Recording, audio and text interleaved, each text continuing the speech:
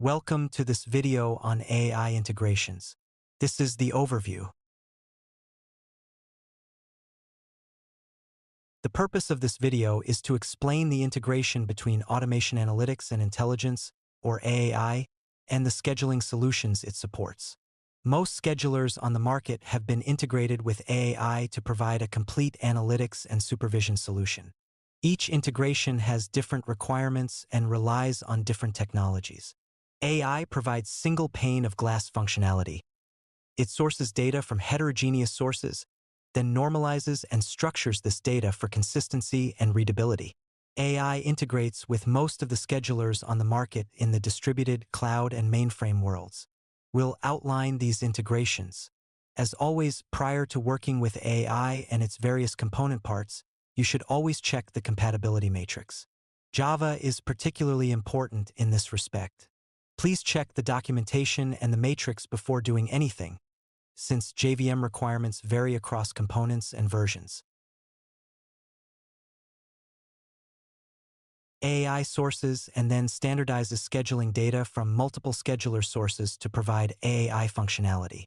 The industry refers to these types of products as single pane of glass management solutions. Each data stream is acquired and then converted into AAI data, so that arcane object definitions like autosys boxes and atomic workflows become standardized AI job streams, ensuring consistency in AI services. Looking at the distributed side, we fully support Broadcom's autosys and atomic, as well as Tidal Enterprise Scheduler, BMC's Control-M, and IBM Workload Scheduler. From this point forward, we'll refer to these solutions as what's indicated in quotes.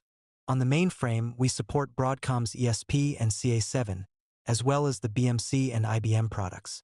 Integrations vary. Some integrations are native. Some require a connector based on the connector framework technology. One, IBM, requires a connector based on a Tomcat web server. Most mainframe schedulers require additional elements to be installed in z/OS. AI integrates with a number of cloud schedulers, Airflow, Google Cloud Composer, and Amazon Managed Workflows, supported by the same Airflow package.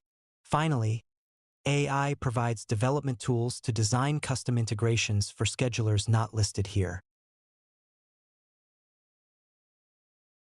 Some integrations, like Broadcom's autosys and Tidal, do not require anything.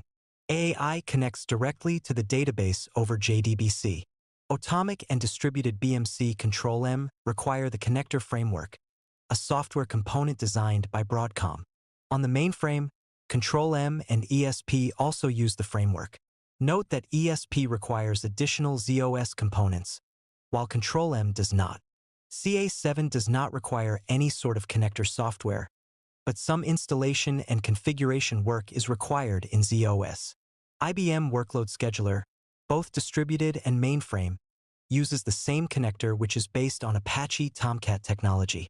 The Z version requires additional z/OS software components. The Airflow integration uses the connector framework as well.